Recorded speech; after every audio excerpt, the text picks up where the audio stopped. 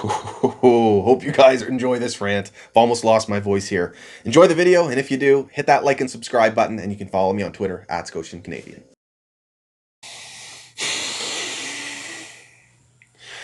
Well, that's a squandered opportunity if I've ever seen one by the Montreal Canadiens, dropping Game 3 to the Toronto Maple Leafs 2-1, holding them to just 2 goals. And we can't muster up more than just one. Can't even rally at the end to force overtime in a massive Game 3. It is getting old watching this team go into the playoffs and then Carey Price standing on his head, playing sub 2 goals against hockey, and the Habs cannot score some goals for this guy. I couldn't imagine what it's like to be him sitting back there year over year, and there's just no improvement. Now, yes, Cole Caulfield is a glimpse of hope here in terms of this team's goal scoring moving forward. But it'd be nice if our coaching staff could notice this from the start of the game, that he's the only guy that can generate offense right now, only guy that can consistently skate into the zone with skill, and maybe play him a little bit more throughout the game rather than waiting until 7 minutes left to start double shifting him. It wasn't a coincidence that once he started getting more ice time, that we were actually able to generate some offense. Now, Habs at least try to muster up a third period comeback win, but they can't eventually do it. And this is not the Toronto Maple Leafs team of the past that cannot hold a lead, that's relying on back and forth hockey to win games. They took a 1-goal lead late in the second period, and they just held on to it. Then on out. Credit where it's due to the Toronto Maple Leafs for the most part all night as well. As much as Montreal played good defensively, shutting down the Leafs, for the most part, the Toronto Maple Leafs did it right back to us, and then the skill won out in this one. Montreal had a hard time winning puck battles. It seemed like we were outnumbered in the offensive zone anytime we tried to get the cycle going, and that was just the Leafs doing their thing out there. And even when the Habs seemed to, break free, couldn't complete a pass. It's either in the skates or over the stick, too much sauce, or it's just unbelievable. It doesn't seem like there's a whole lot of chemistry here between the forwards and, getting dynamic offense going between your D pairs and your offense. But it starts with the line juggling every single game, it seems, no matter what's going on. Even this game, Tatar was going to be scratched. Okay, fine. You take him off the top line.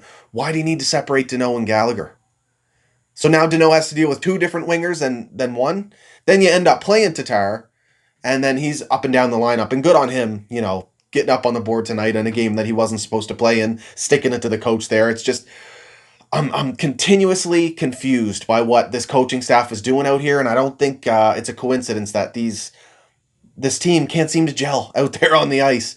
First things first, Cole Caulfield, Nick Suzuki, Kotkaniemi need to play more. We need to live or die by our young talent here because the vets aren't getting it done. So let's generate some offense, utilize our vets to maybe defend, but put our young, dynamic, skilled players out there to generate something. Please, for once. Bit of a rant to start that game. Had to get it out because this is getting ridiculous. That was a massive game tonight, and squandered opportunity, big time. Not being able to at least rally and give ourselves a chance in that one when you contain the Leafs to 2 goals. I can't get over that. Anyway, we start this game. First period, fairly even. The Leafs had some strong chances in the first period. What sticks out most to me in that first was the Carey Price save. And desperation there and on Spezza. And Kelly Rudy wanted to say that Carey almost dropped a stick there. No, that was purposeful. We've watched enough of Carey Price to know that he's been in this position before to have to make a desperation save. He turned the puck because that gave him the angle to make the deflection. He knew that was the only save available, and he got it done. We go into the second period, and it's off a face-off that William Nylander scores a big goal for the Leafs. Kerfoot with the face-off win, and nice fake by Nylander there before getting the shot off, and he beats Carey Price from far away. I mean, William Nylander, he has been one of, if not the Leafs' best forwards in this series, and that's including over Austin Matthews.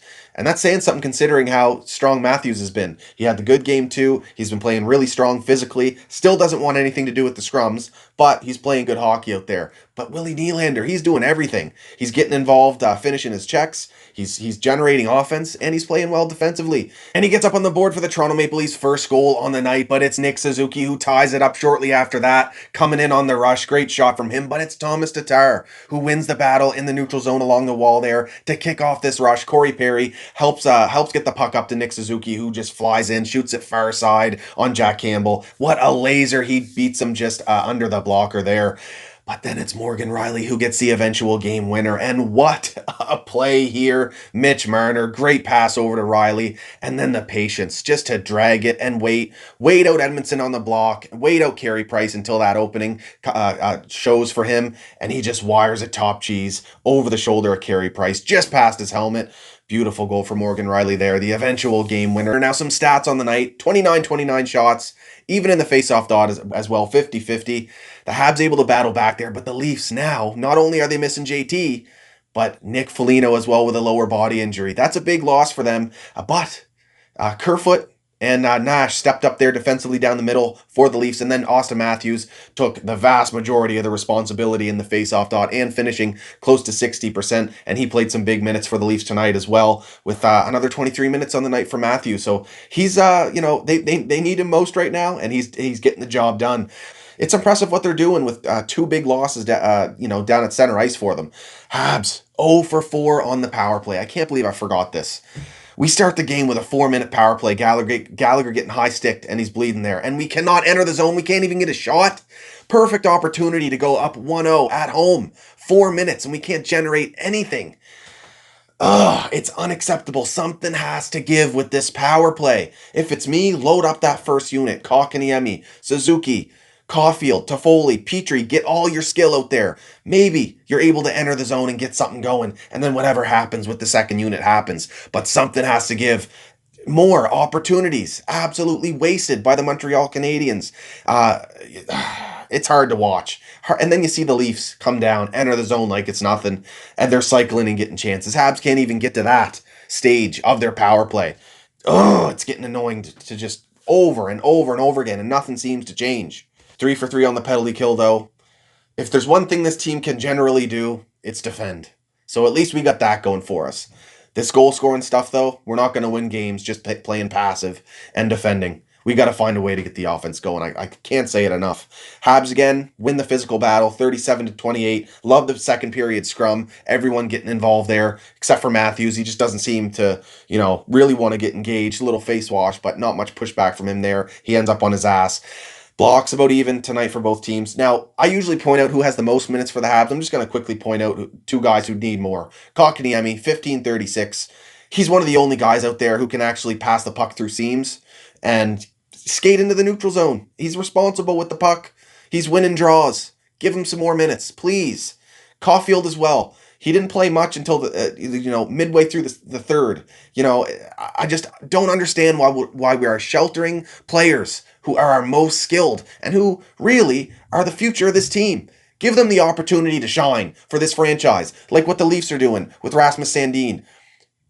Quarterbacking their first power play unit. Meanwhile, we have Alex Romanov sitting in the press box and John Merrill out there who's a UFA, and he's not going to be on this team much longer. Get Romanov in there, for the love of God. At least he can be physical, and at least he has speed. And he's part of the future of this franchise.